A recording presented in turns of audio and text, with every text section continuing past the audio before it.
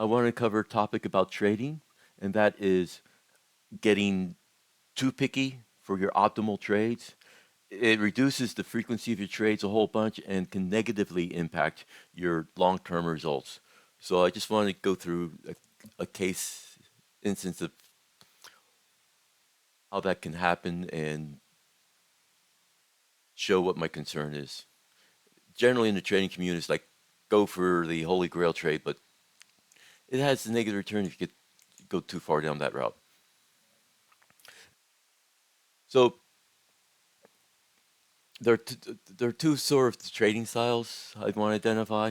The holy grail, in other words, go for the absolute highest percentage return, highest expectancy, and that severely cuts down my number of trades. Or the other one is just going for reasonable, profitable trades. What triggered this was a quote I saw, and as traders, we want to be optimal, optimal in bullish direction, optimal in AOI. That is our pitch. If you go down that route too far, it actually hurts rather than helps, I think. So when you reduce your trade frequency in order to get some marginal improvement in your expectancy, your annual return tends to be hurt, and the shape of the curve tends to be worse because you have many less sample points. I don't know where the best performance is, but somewhere between those two ends, taking anything that's profitable and only waiting for the absolute best Class A trades. Uh, to illustrate my point, I made up a spreadsheet where you get a graph and it's looking at the results Monte Carlo over 2 years. You just hit F9 to refresh for another set of graphs. One is 2 trades per month, 3-to-1 risk return ratio, a 50% win rate.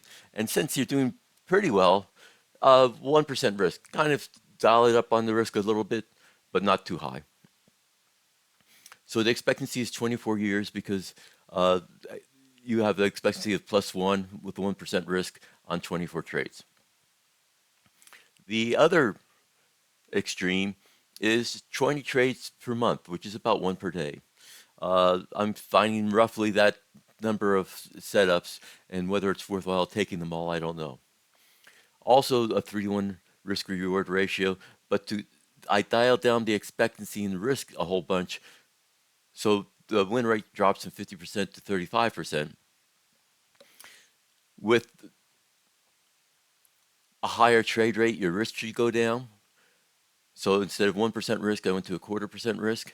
And also for the same results here, I'd expect the expectancy over 2 full years would be 24%, but it's 240 trades instead of 24 trades.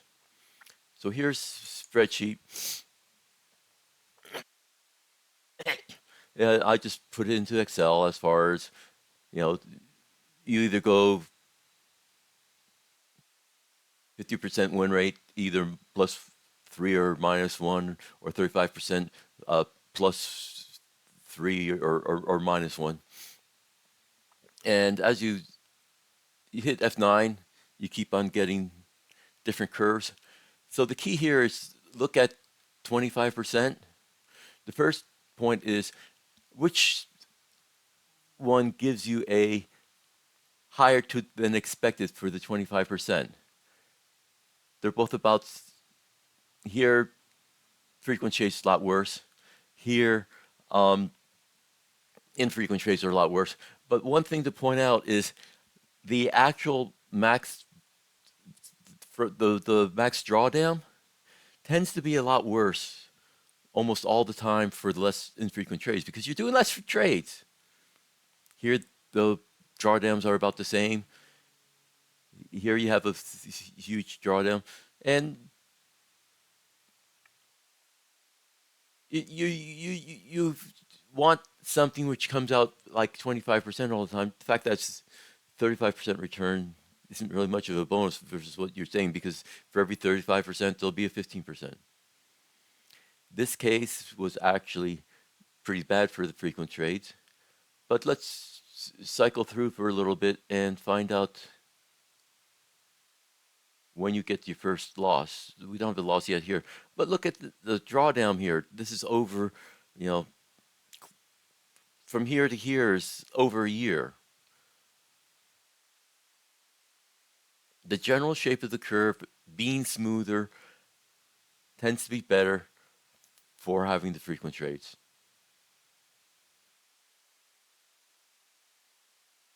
Yeah. Anyway, got the spreadsheet. Given confirmation bias, two people look at the spreadsheet and one will say, "Oh, I much prefer having the infrequent trades versus I prefer the frequent trades." But I was trying to explain why I tend to go for the more frequent, but every trade has a profitable expectancy.